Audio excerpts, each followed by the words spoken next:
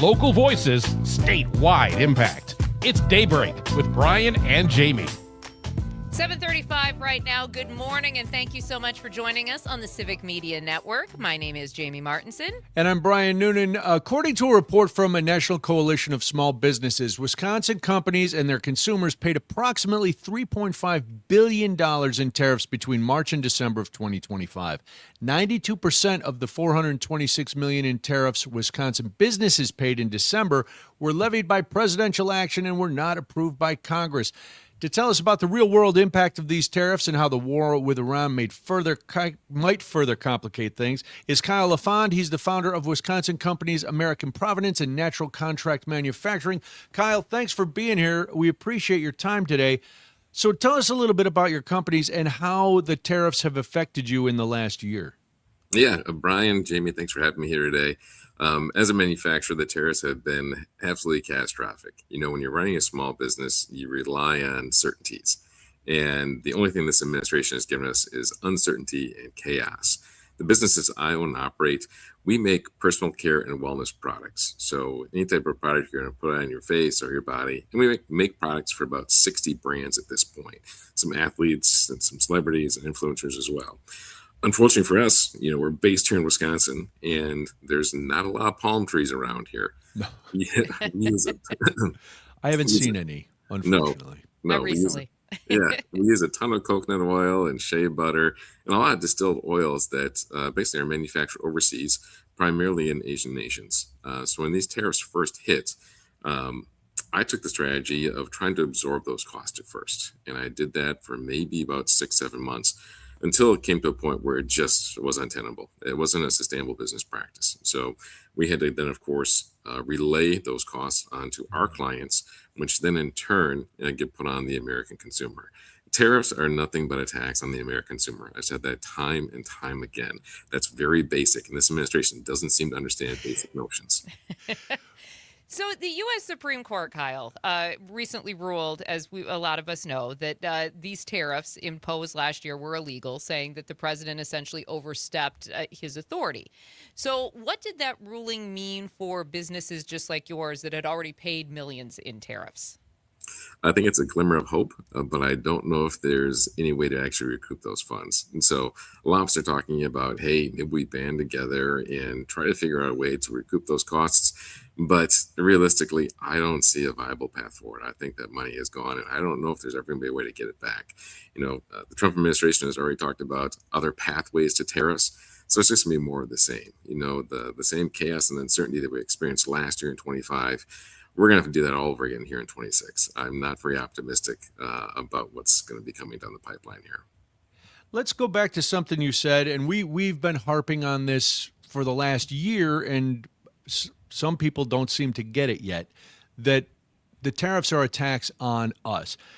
Give us an example of what you were, when you were importing, say, the coconut oil, or how much has changed dollars-wise for you? Because, like you said, you then had to pass the cost on to your suppliers, who had to pass the cost on to consumers. So we are paying for it, but people sometimes don't get it, and they need a concrete example. Yeah, so we had, if you take a look at all of our ingredients across the board, most everything increased by at least 30 to 35%. We had some ingredients, some inputs that increased as much as 100%. The other thing that's unfortunate about tariffs is just timing. So it used to be when we would place orders for all of our inputs, they'd arrive here, you know, in 3 to 4 weeks. Now we're talking 3 to 4 months because there's a lot more red tape and bureaucracy as well. So you're not only increasing costs, but you're extending these timelines that our customers, they're not happy with. And if the customers aren't happy, then the American consumer is not happy. So when you're talking about anywhere from a 30, 35 up to 100% increase in inputs, of course that cost will be passed along. You've seen that in all kinds of stuff. A good example would be the cost of deodorant. You know, if you take a look, we make tons of deodorants here for all kinds of different brands. If you take a look at deodorants you're going to find on a store shelf, 2 years ago, most of them would have been priced right around $7.99, maybe $8.99, right? You go in there today, you're looking at $13.99, $14.99, $15.99. So it's very easy to see where these tariffs are impacting the American consumer. You're paying more for them. That's it. Period. Full stop. We're talking with Kyle LaFond. He is the founder of Wisconsin companies Natural Contract Manufacturing and American Providence. He is also a U.S. manufacturing advocate. Now, after the Supreme Court's ruling on tariffs, this administration went ahead and didn't back down. They imposed another 10% global tariff on imported goods under yet a different law. So how much uncertainty does that create for companies that are trying to plan budgets? You mentioned the supply chain. We know that there's this impact in the Middle East now, which we'll get into a little bit more. But how does all of that play into what you're trying to do on a daily basis? Yeah, it just turns around to luck. Hey, good luck planning anything. Um, this administration has shown such a complete lack of understanding and lack of long-term thought. I've said since the get-go that there is a time and a place for tariffs. If you're strategic and surgical with where you place those, I'm looking specifically at China. We've ignored the China problem for the past 45 years. There's time and a place. But to come in with a sledgehammer and apply these tariffs across the board to everything, that's just stupid. There's no other way to say it. So again, these costs, I had to shoulder them for a long time, and now, of course, I pass them on to the consumer, and that's what pretty much every single company has done that imports from other nations. So anything that's tariffed, guess what? As a U.S. consumer, you're paying for it. There are all kinds of stuff out there, all kinds of figures. Some people estimate that tariffs cost the average American household somewhere between $1,100 and $1,500 last year. I think that's on the low end. I think it's actually much more than that if you really dig in and figure out where these costs were all absorbed. Kyle, as an advocate and talking to other small business owners, are the stories similar? And we've heard now that some small businesses are being driven out of business just because of the increased costs. Are you seeing that bear out across Wisconsin? I am. Most businesses operate on razor thin margins. A lot of folks here, we're not out to gouge consumers or to have prices that are exorbitant. Everything from your coffee shop. Coffee imports have been hit really, really hard. You're going to see a lot of coffee shops raising prices, maybe smaller independent shops closing, which is terrible. And that's where it really hurts when you talk about small, independent, family-owned local businesses. They're the ones that are paying the brunt of these prices. These global corporations, they can absorb some of these costs. And of course, they've got insiders and lobbyists in Washington to kind of ease the pain. But for Main Street businesses, we're the ones that are bearing the brunt of this and taking it on the chin. And this administration has shown that they care more about international corporations and the billionaire class, the Epstein class, than working class folks like myself and other business owners. Kyle, there's several Wisconsin companies, and as we talk about the different size companies, from the smaller ones to the larger ones, we're talking the larger ones who have filed the lawsuit. I mean, we're talking Kohl's, Milwaukee Tool, Ashley Furniture, and they're suing to get some of their tariff payments refunded.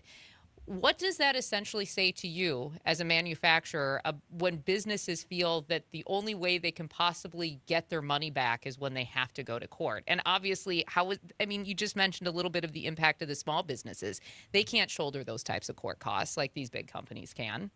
That's just it. I'm not aware of any small business like myself that has in-house counsel that can take on these legal matters. It's not reality. So for a lot of us small business owners, we have to band together, utilize organizations like Main Street Alliance to really kind of shoulder the burden there and make sure that our voices are heard. Those large corporations, they're going to fight tooth and nail because they have the time, money, people, resources to get it done. And that's great for them, but that's not going to trickle down to small businesses like mine. We've talked again as a community about how these tariffs have been terrible for our businesses, but we don't know if there's any way for us to ever recoup those costs. It's going to take some extraordinary measures to get it done for small businesses and Main Street businesses like mine. Kyle LaFond is our guest. He's the founder of Natural Contract Manufacturing and American Providence. If you go to AmericanProvidence.com, you can learn all about the company based here in Wisconsin. We're hearing now that with the Strait of Hormuz being closed and all the, we know oil is not getting through. How much effect will this add to what you're going through already as a small business owner? It's going to be very interesting. Again, this administration, they've shown that no interest in long-term planning or strategy. Because of the sanctions that we've imposed on Iran for years, oil from Iran really doesn't come to the States. Oil from Iran has been fueling China's growth for years. So if you're cutting off oil from Iran to get to China, of course, Chinese inputs are going to increase. And so the costs I'm paying now for packaging, labeling, equipment, all those are going to go through the roof. So I'm not very optimistic about any type of breaks from China or other Asian nations here in the foreseeable future. If there was a strategy, if there was any long-term thought to this quote-unquote excursion that we have now in Iran, these things would have been considered and planned and thought about months in advance. This administration just is so impulsive and operates on just irrational thought all the time. And so, unfortunately, what the whim of the president is doing is going to affect businesses like mine more than I can even comprehend at this point. So, if with the energy prices, because we're watching the price of oil skyrocket kind of before our eyes, we're watching consumers have to pay more at the pump every single day. What do those prices, if they stay elevated at that level, what kind of industries in Wisconsin are going to see the hit first? Is it going to be everybody across the board, or will we see a domino effect? You're going to see everybody across the board get hit.